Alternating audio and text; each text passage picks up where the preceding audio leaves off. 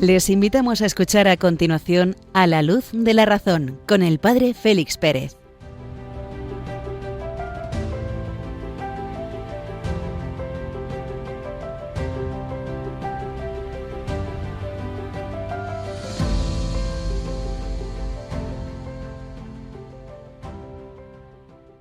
Muy buenas noches, queridos amigos de Radio María. En la medianoche de este 1 de julio de 2026, en la península y Baleares, Ceuta y Melilla, una hora menos, el 30 de junio todavía, en las preciosas Islas Canarias, desde este geoparque de las Villuercas, Los Ibores y La Jara, en el corazón de la provincia de Cáceres, recibid un cordial saludo del Padre Félix Pérez, que os acompaña en esta hora de programación. A la luz de la razón. Comenzamos.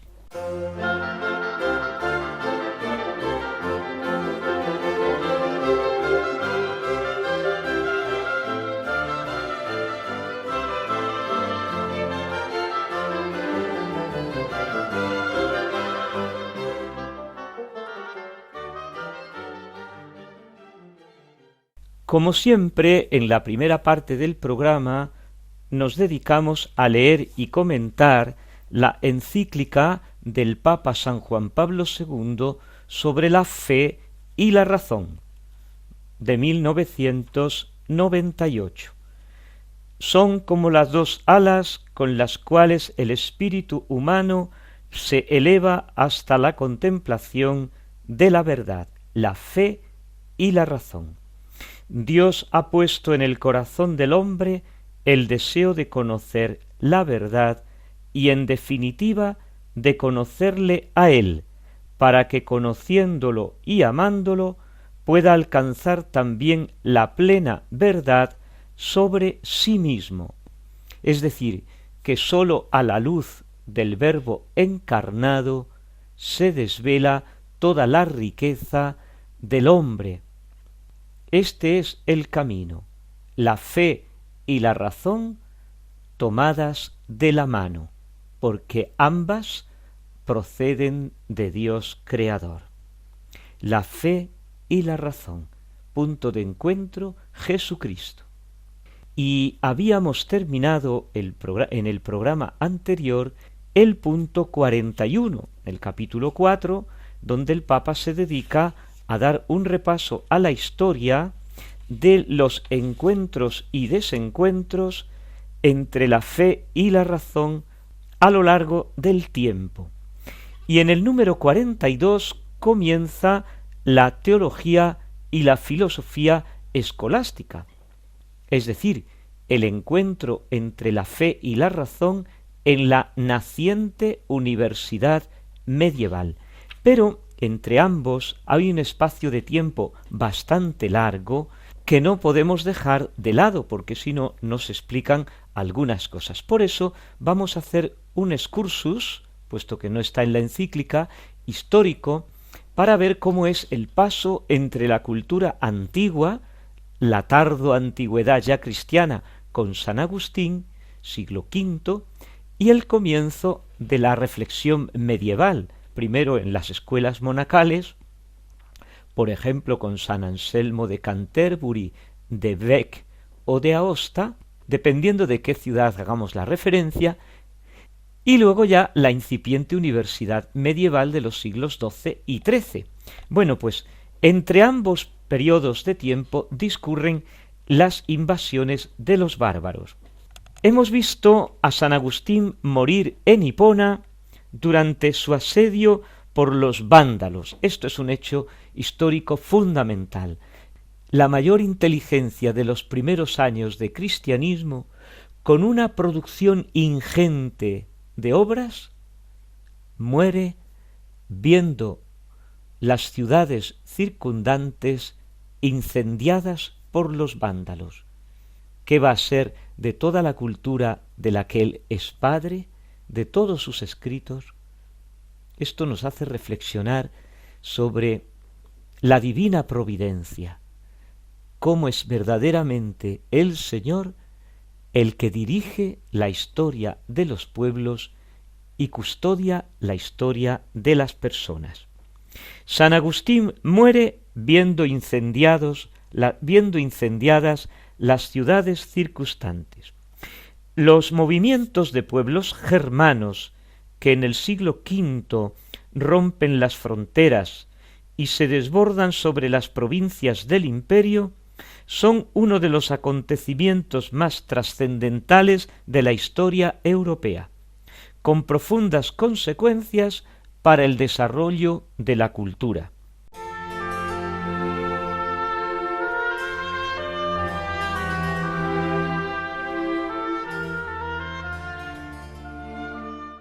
En realidad, la invasión de los bárbaros no fue un suceso inesperado, porque desde el siglo II a.C.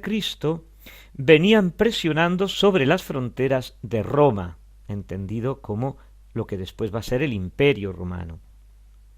Mario venció a los cimbrios y a los teutones ya en la batalla de Aix, ya en el año 102 a.C.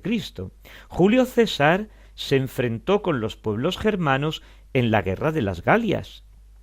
Después, en el siglo I, ya de nuestra era, en el reinado de Augusto, ya en el imperio que comienza con Augusto, se saben de infiltraciones germanas en España. Séneca, en la Consolación a Elvia, escribe así: Pirineus Germanorum transitus non inhibuit. Los montes Pirineos no dejaron pasar a los germanos. Durante varios siglos el esfuerzo romano logró contener el avance, pero con la debilitación del imperio fueron penetrando pacíficamente, ocupando puestos incluso en el ejército, que llegó a constar en gran parte de soldados mercenarios.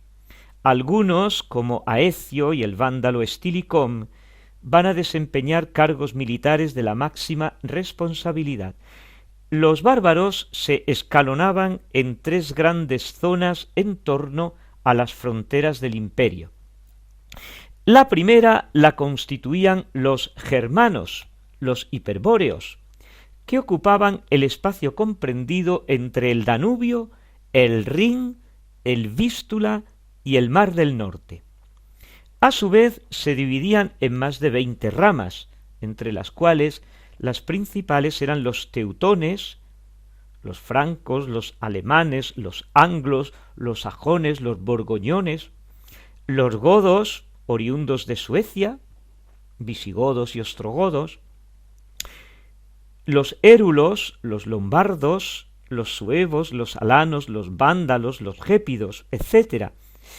Los godos habían sido convertidos al arrianismo por el obispo Ulfilas, que muere en el año 383.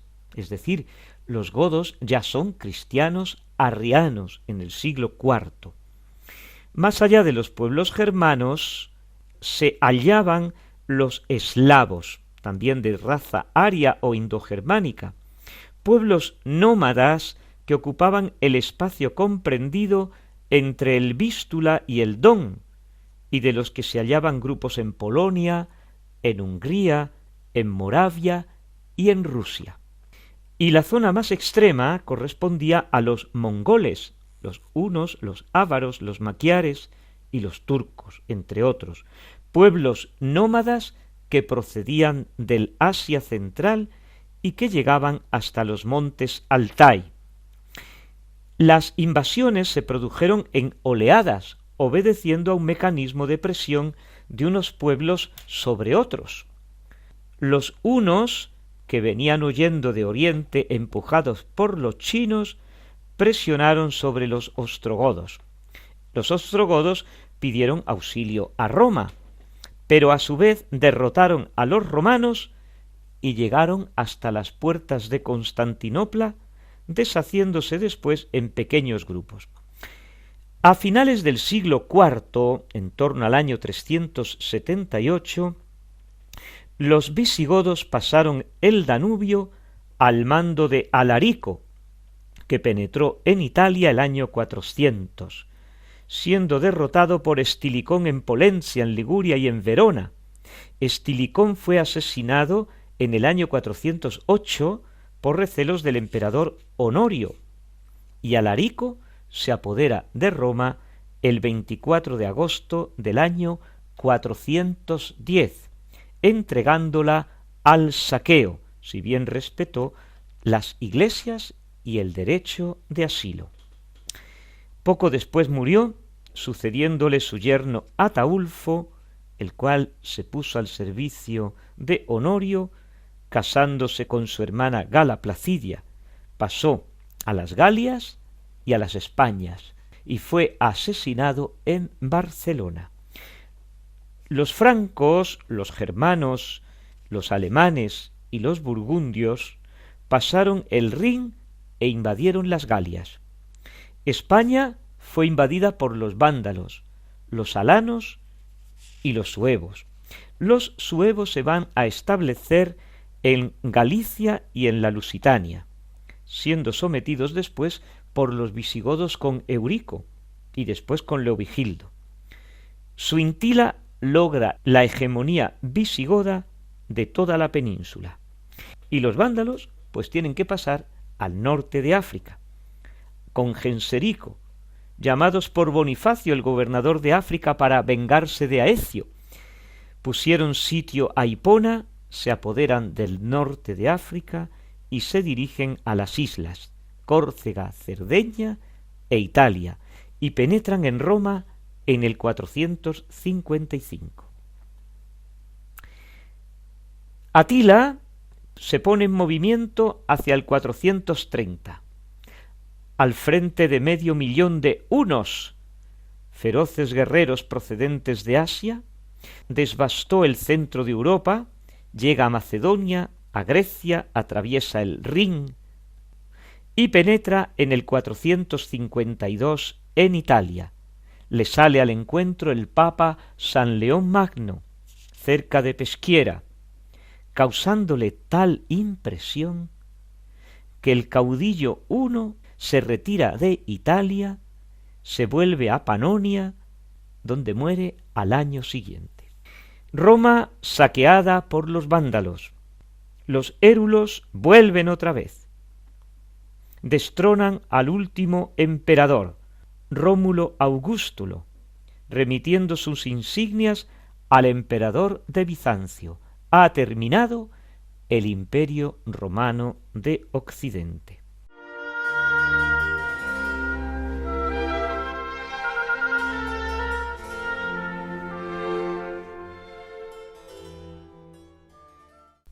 Los ostrogodos, capitaneados por Teodorico, derrotan a Odoacro y se apoderan de toda la península italiana, organizando un reino fuerte en el que van a brillar los filósofos Boecio y Casiodoro. Atención a estos nombres. Teodorico muere, Justiniano, emperador de Oriente, se propone reconquistar Italia, vuelven a invadirla los lombardos y derrotan a los bizantinos. Y en este ir y venir de ejércitos, las destrucciones fueron enormes e inmenso el perjuicio para la cultura. En el centro de Europa, los nuevos pueblos, francos, sajones y longobardos, se hunden cada vez más en la barbarie. En España, los vándalos y los alanos, nada más pasar, siembran ruina y desolación.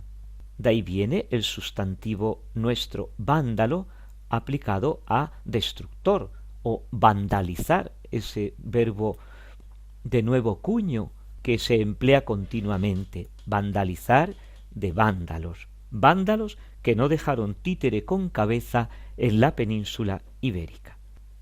Los suevos, que eran germanos del sur, se convirtieron al arrianismo, pero no tenían apenas cultura romana. Se establecen en Galicia y en el norte de la Lusitania, y fueron convertidos al cristianismo católico por San Martín de Braga, obispo de aquella capital de la Galicia. Los visigodos penetraron en la península en número de unos 300.000. Eran germanos del oeste, y estos sí habían sufrido el influjo de la cultura romana, habían sido grandemente romanizados. Con Leovigildo y Suintila se enseñorean de toda la península. Pero, lejos de quedar España sumida en la barbarie, como acontece en el resto de las regiones de Occidente, aquí, en la península ibérica, florece un potente movimiento cultural que abarca 2 siglos, con centros importantes en Hispalis, en Toledo, en Cesar Augusta, en Zaragoza, que constituyen uno de los anillos de transmisión de la cultura romana y dura hasta la invasión musulmana del año 711.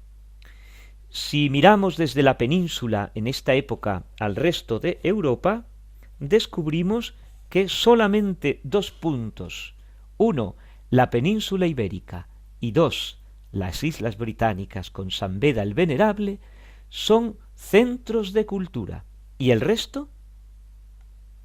El resto es como el cielo estrellado, pequeños puntitos en los monasterios benedictinos que no fueron arrasados. Ahí se conservó la cultura greco-romana. Unos momentos musicales.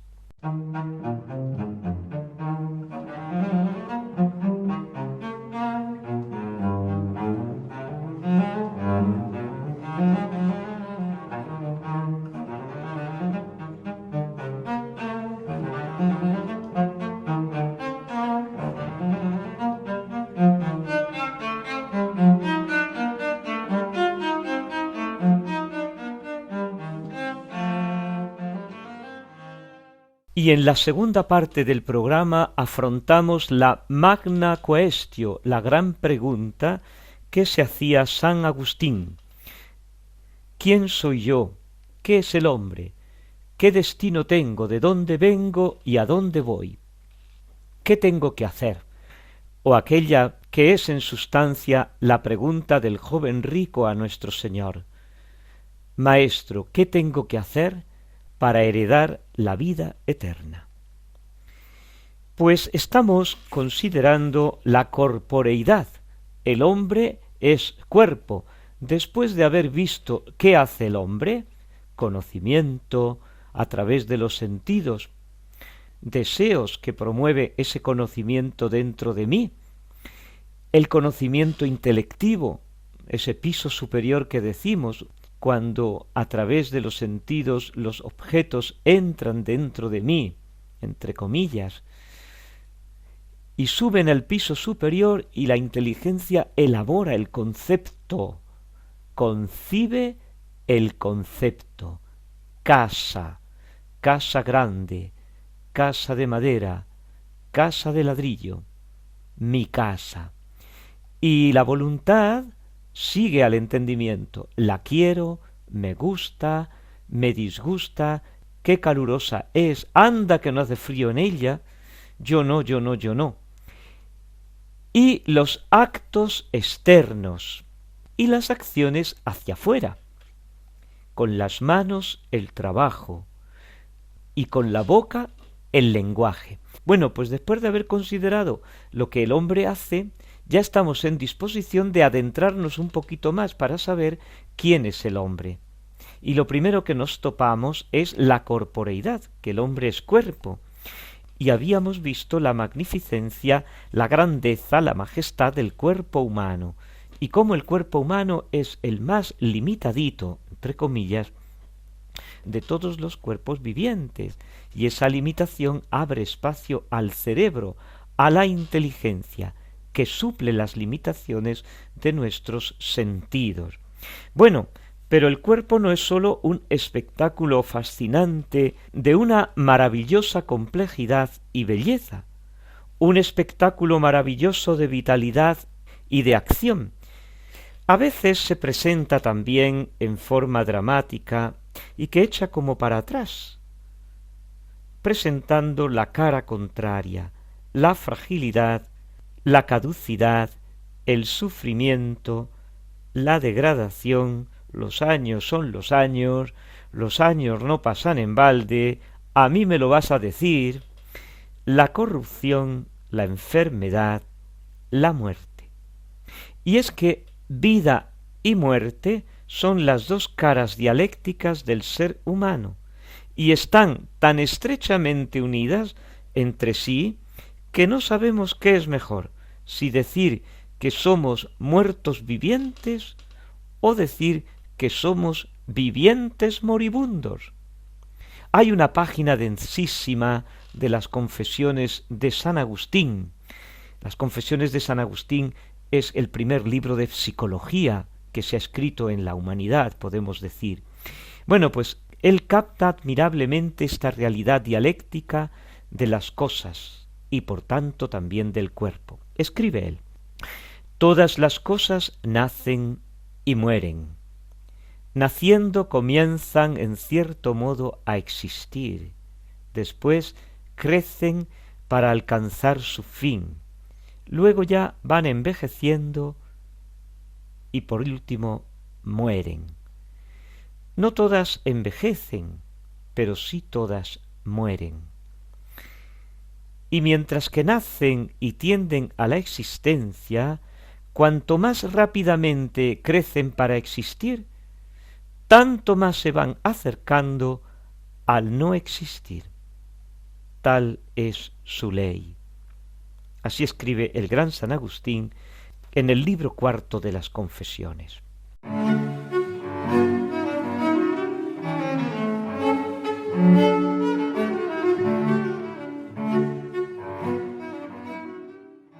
Y es que no se puede hablar del hombre y de su grandeza sin hablar a la vez de su miseria, de su poquedad. Una caña pensante, decía Pascal. La fragilísima caña es exactamente nuestro cuerpo. Y sobre este aspecto de la fragilidad y de la corruptibilidad del cuerpo, la cultura laica, vitalista y hedonista de nuestro tiempo quiere imponer un silencio. Hoy el cuerpo es considerado de modo unidimensional, como pura potencia de vida. Nace así la actual glorificación incondicionada e inmediata del cuerpo. Y es que el cuerpo, como ha revelado bien Jean Brun, deja de ser medido para comenzar a ser medidor, misurante, cesa de ser contenido por parte del alma y se convierte en contenedor del alma, que reduce así las aspiraciones del alma a las pasiones de la carne. Y así el cuerpo se sustrae a toda norma y se convierte él mismo en norma. Hago lo que me da la gana, lo que le apetece a mi cuerpo. Y así las necesidades del cuerpo, los deseos del cuerpo, se convierten en la sustancia de mi vida. Escribe uno de los profetas de nuestro tiempo, Nietzsche: cuerpo soy yo en todo y por todo, y no hay nada fuera de ello. El sí en tu cuerpo es tu propio cuerpo. Así habló Zaratustra. Por tanto, si yo soy mi cuerpo, mi libertad coincide con la de mi cuerpo. Y si la libertad es el bien más precioso, no puede desaparecer. Está en mi cuerpo. Por eso mi cuerpo es mío y yo lo gestiono como me da la gana, como yo quiero. Aquí nace el grito del feminismo este atroz de nuestro tiempo. Y de ahí el mostrar el cuerpo. Y cualquier gesto corporal ya no está sometido a ninguna norma ética o estética.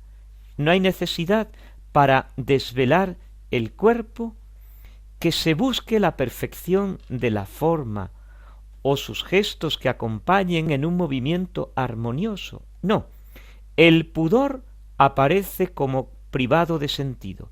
El pudor aparece como carente de sentido. es una sobreestructura anacrónica, artificiosa, como un traje que se pone por encima de la corporeidad, que en cuanto vida está por encima del traje, por encima del pudor, indiferente a la dialéctica de mirar o de ser mirados. Y así, lo que diga, lo que piense, lo que juzgue el otro, a mí no me interesa.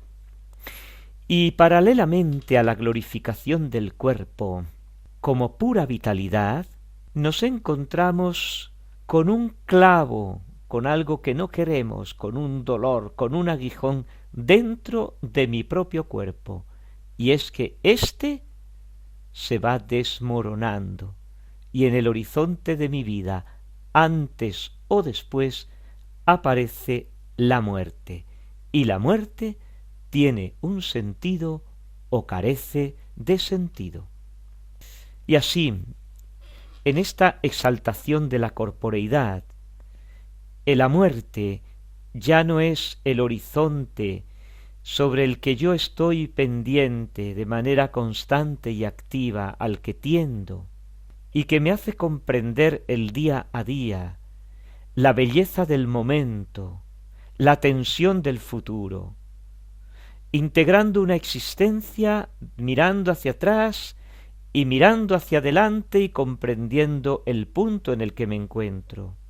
No, la muerte para nuestra cultura aparece como una brutal negación de la vida, y por tanto hay que rechazarla, hay que esconderla, hay que despreciarla. No se habla de ella. Es un tabú. Hablar de la muerte hoy es un tabú. El discurso, ya Spinoza en el siglo XVII, daba al hombre libre la siguiente norma: de ninguna otra cosa el hombre libre tiene menos pensamiento que de la muerte. Su sabiduría no está en el meditar sobre la muerte, sino sobre la vida. Esta sugerencia de uno de los padres de la filosofía y de la cultura moderna se ha convertido en ley para el hombre adulto, para el hombre maduro, para el hombre secularizado, para el hombre libre de nuestro tiempo. Entre la sociedad de hoy y los intelectuales de hoy, dice el antropólogo francés Thomas, existe un acuerdo tácito. Tengo en cuenta lo que me dicen los lectores para que tú me proveas instrumentos con los cuales olvidar, enmascarar, negar la muerte. Si no haces lo que yo te he mandado, serás despedido. No te leeré más, no prestaré atención, para mí no existes. Y es que, queramos o no queramos, la muerte está ahí. Este tabú es inadmisible absolutamente. El discurso sobre la muerte es de capital importancia porque él, el instante de la muerte, decide el sentido o el no sentido de la existencia humana. La verdadera grandeza y la verdadera miseria del cuerpo encuentran su explicación en el mysterium mortis, en el misterio de la muerte.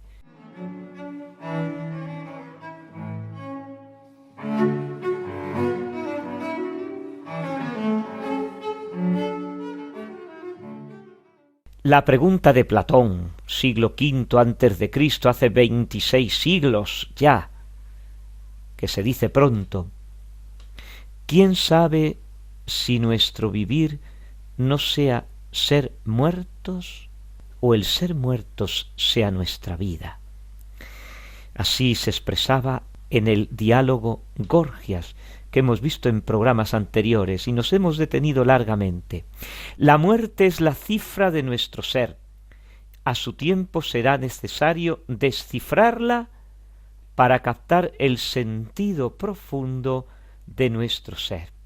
Y es que el hombre no puede ser reducido a la sola dimensión somática, como reclaman Nietzsche y tantos seguidores de la cultura materialística y hedonística de hoy.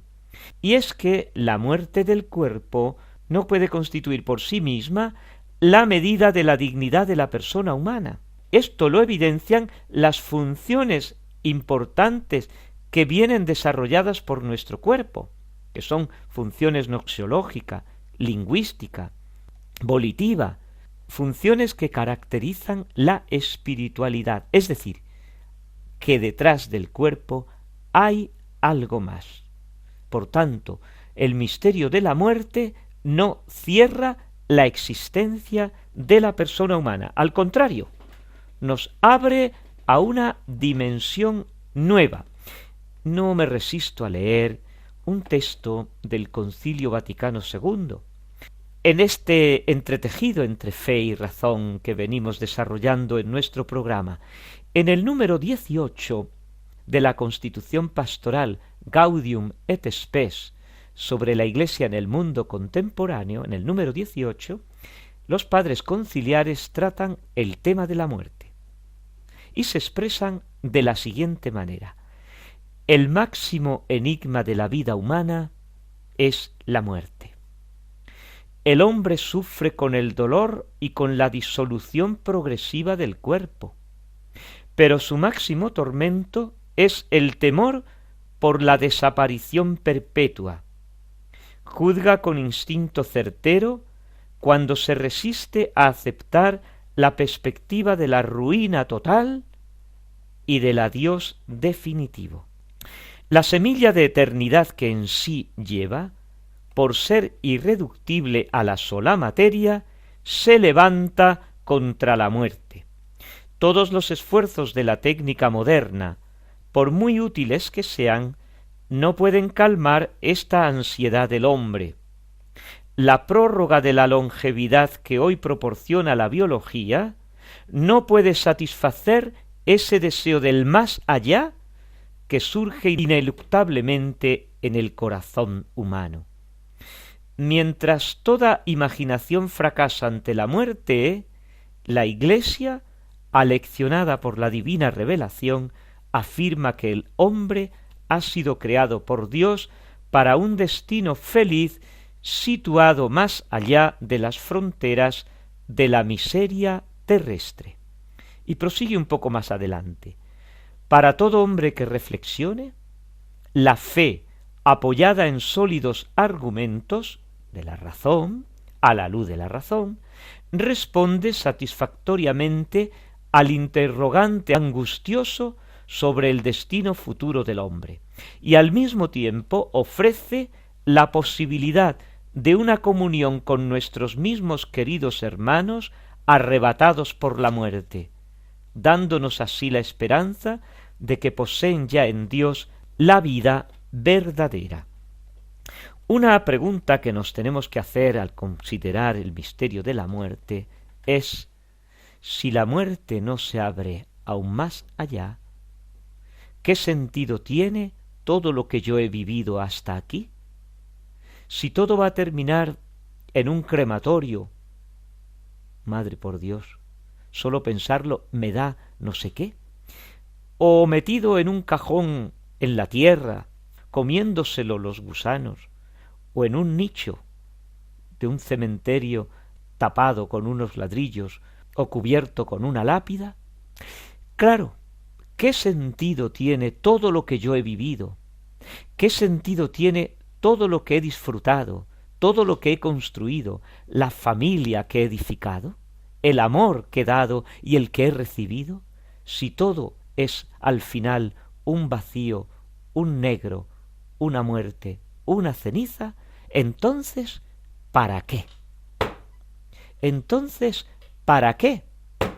Y por tanto tengo derecho a preguntarme ¿qué diferencia hay entre mi vida y la de una golondrina, o la de una rosa, o la de un escarabajo, o la de un ciervo de estos parajes tan preciosos, un corzo, un lince que comienzan ya a atisbarse por aquí también? ¿Qué diferencia hay entre mi yo y cualquier otro ser viviente del planeta? Unos momentos musicales.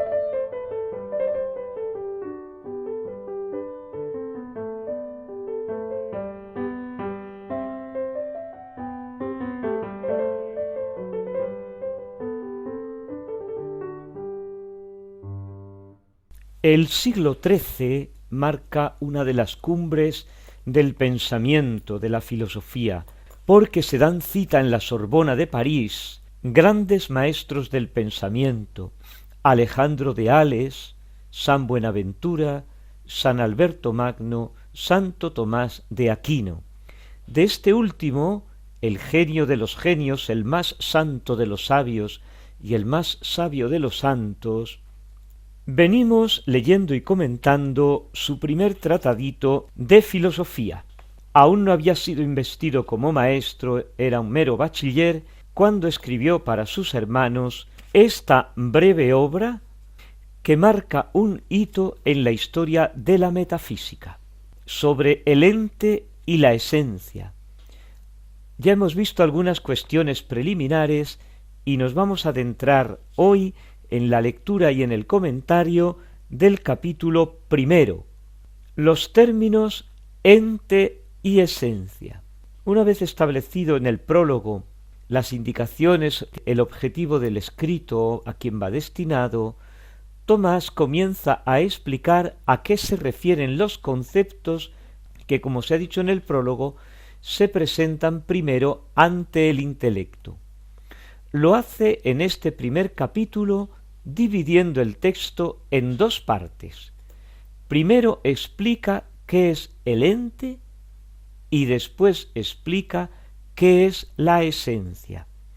Quizá echemos de menos en nuestros escritos de hoy día, en nuestras reflexiones, aquello que los clásicos denominaban explicación de términos.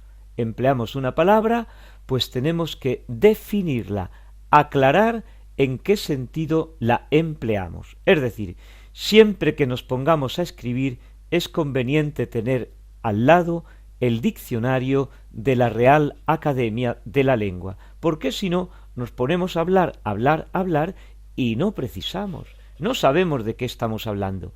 Pues los clásicos, y Tomás es ejemplo de ellos, comienzan explicando los términos.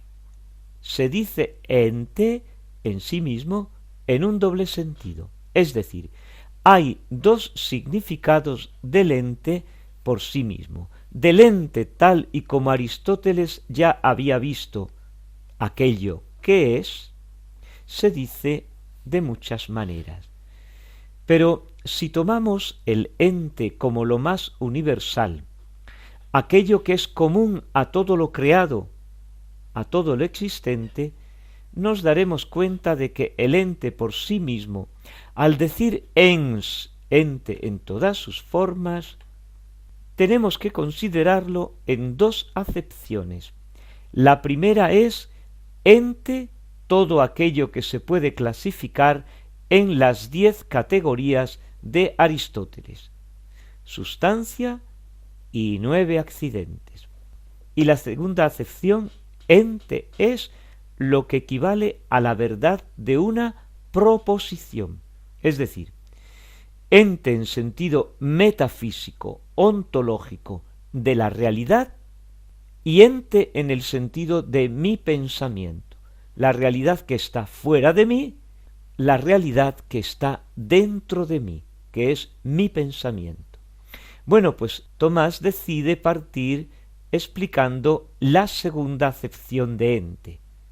El asunto es que al decir que ente equivale a la verdad de la proposición, una frase, se refiere a que es ente cualquier proposición, afirmativa o negativa, sin importar si ésta existe en la realidad o no. Por ejemplo, la ventana que yo tengo enfrente de mí es grande.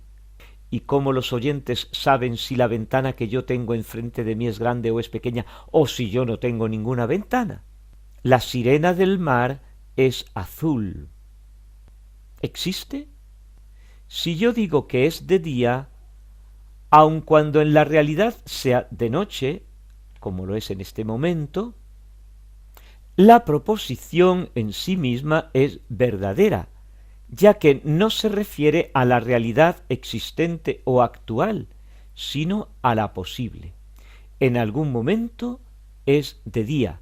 Fue correcto decirlo hace 5 o 6 horas, y va a ser correcto decirlo dentro de otras 5 o 6 horas cuando amanezca y digamos, ¿ya es de día? Pues ya es de día. ¿Todavía es de día? Decíamos anoche a las 10 de la noche.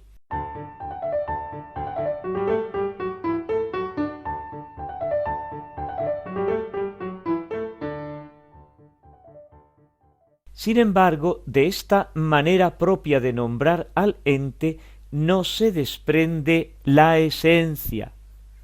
Es decir, que yo puedo decir algo es blanco, lo que por sí solo es verdadero, y también puedo decir algo no es blanco, lo que por sí también es verdadero.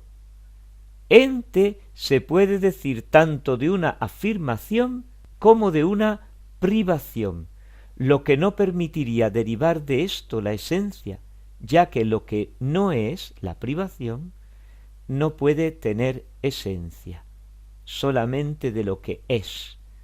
Y así es como la primera, y así descartamos la definición noxiológica del conocimiento, del intelecto, para centrarnos en la primera definición que dio Tomás, que es la del ente por sí existente en la realidad, que nos va a permitir adentrarnos en la esencia. Es decir, sólo es ente en sentido metafísico lo que implica una posición en la existencia, en la realidad, es decir, que existe realmente. Y es necesario utilizar esta definición de ente, ya que Tomás se propone demostrar el orden del conocimiento como el que se ordena de los efectos a las causas. Yo me encuentro esto, llega a mi conocimiento a través de los sentidos, y mi intelecto quiere decir que se adentra dentro de algo y lo lee y comprende lo que es. Eso es intelecto, inteligencia, intus legere, entrar dentro y leer lo que es. Y del efecto a la causa puedo llegar a la esencia de una cosa. ¡Ay, pero si me estoy mojando! El efecto.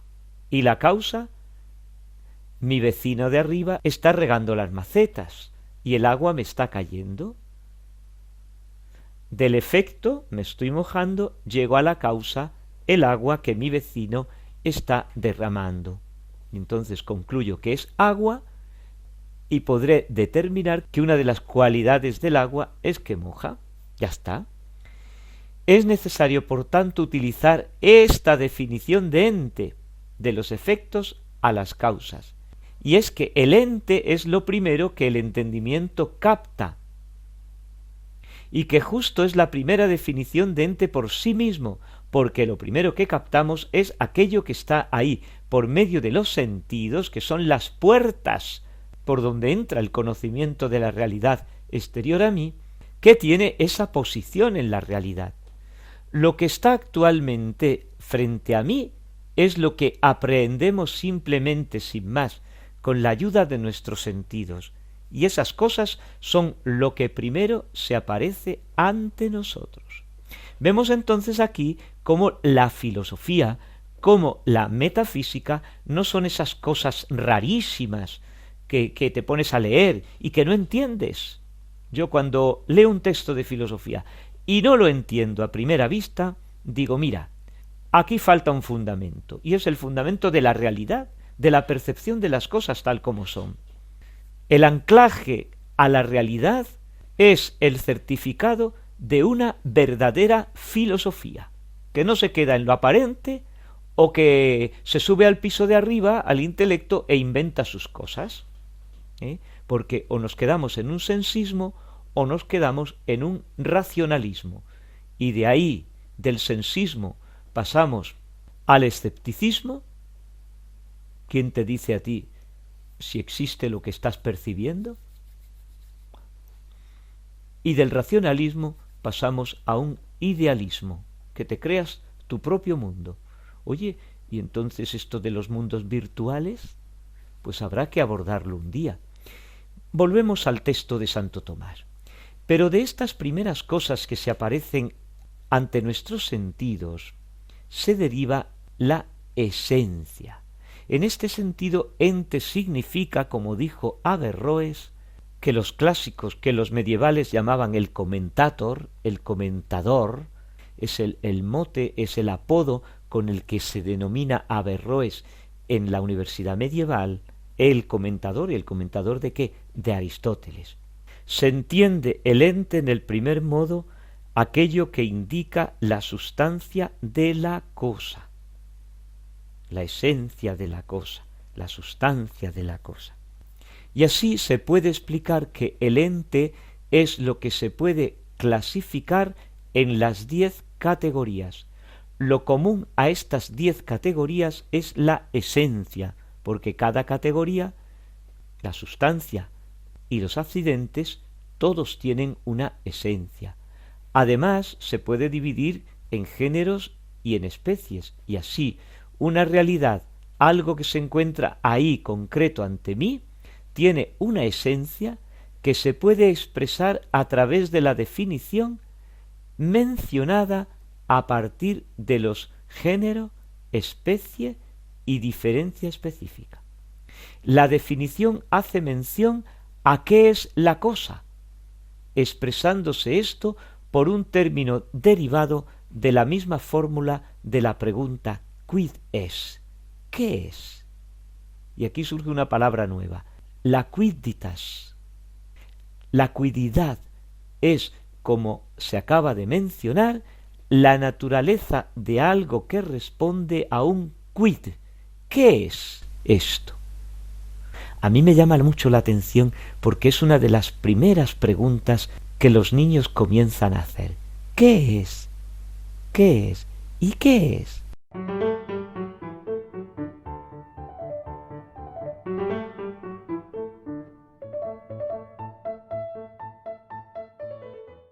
La palabra se deriva de la traducción de la frase de Aristóteles toti en einai, aquello que era ser, es decir, algo por lo cual tiene que ser, lo que da a algo ese ser, el qué de algo, la determinación.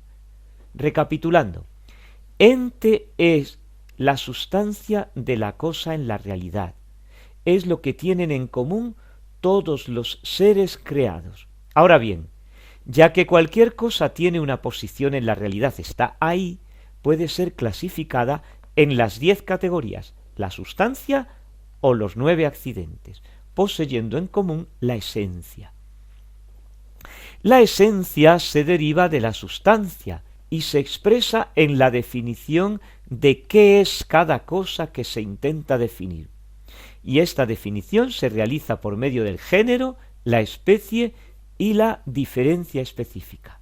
Teniendo ya definidos ambos términos, esencia y ens, Tomás pasa revista a las diferentes formas en las que se ha nombrado a lo largo de la historia la palabra quidditad. ¿Qué es esto? El propósito de esto es no tanto refutar las diferentes formas en las que se ha nombrado la esencia, sino buscar un apoyo a la propia definición que él da. Y al primero que hace referencia es a Avicena, filósofo árabe, diciendo que él utilizó la expresión forma para denominar la esencia, es decir, que la forma es la esencia de cada cosa, ya que la forma significa la distinción, aquello que distingue una cosa de otra. Después sigue con Boecio, filósofo tardorromano, el mundo latino, quien utiliza la expresión naturaleza, entendiendo por naturaleza aquello que puede ser captado de alguna manera por el entendimiento. Y a modo de conclusión, una realidad llega a ser inteligible por su definición que se deriva de su esencia. Ahora bien, cada realidad tiene una actividad, una naturaleza propia, y es que su esencia puede ser determinada, es decir, definida. En este sentido, la quidditad, aquello que es la esencia definida, y de ahí proviene la definición. En cambio, la esencia proviene de la sustancia de algo, de un ente que tiene una posición en la realidad y que por tanto existe. Hay por tanto dos tipos de determinación. Por una parte, la determinación en la realidad, que es la esencia de algo, esa silla que está ahí delante de mí o en la que yo estoy sentado, y por otra, una determinación en la definición, que se expresa con la quidditad, con aquello que es. Pues una silla. ¿Una silla qué es? Un mueble que tiene 4 patas y que sirve para sentarse. Y concluye este capítulo primero Santo Tomás afirmando: en cuanto el ente se dice en sentido absoluto y en primer lugar de la sustancia, y como si dijéramos en sentido relativo de los accidentes, y como el ente se dice en sentido absoluto y en primer lugar de la sustancia, y secundariamente y en sentido relativo de los accidentes, se puede concluir que la esencia se encuentra propia y verdaderamente en las sustancias, mientras que en los accidentes se encuentra en cualquier otro modo en sentido relativo. Entre las sustancias hay algunas que son simples y otras compuestas.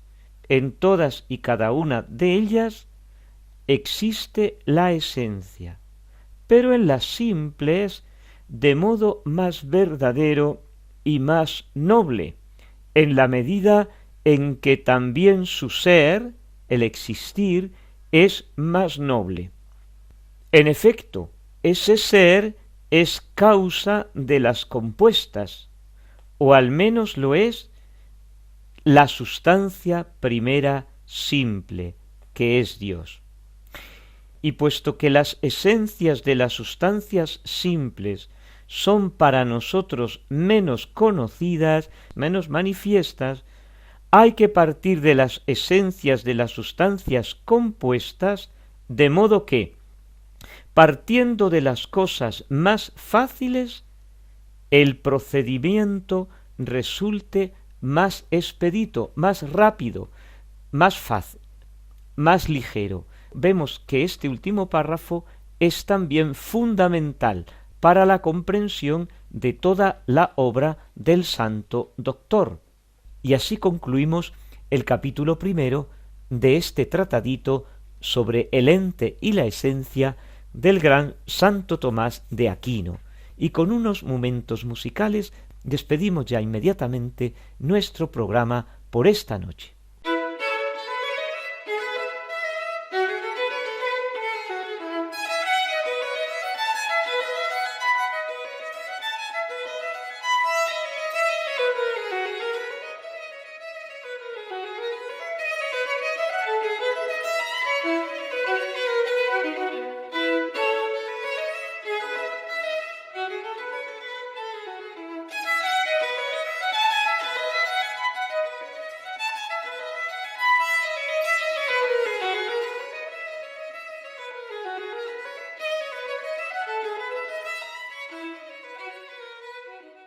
Y no hay tiempo para más, solo recordar que podemos continuar nuestro coloquio, nuestro diálogo, nuestra reflexión en el correo electrónico del programa, enviando vuestros mensajes a la dirección @radiomaria.es o bien a la dirección postal Radio María, programa A la Luz de la Razón, Paseo de Lanceros 2, planta primera, 28024 de Madrid. Y así terminamos el programa por esta noche, iniciando el mes de la preciosísima sangre del Señor. Mi bendición, Ave María Purísima.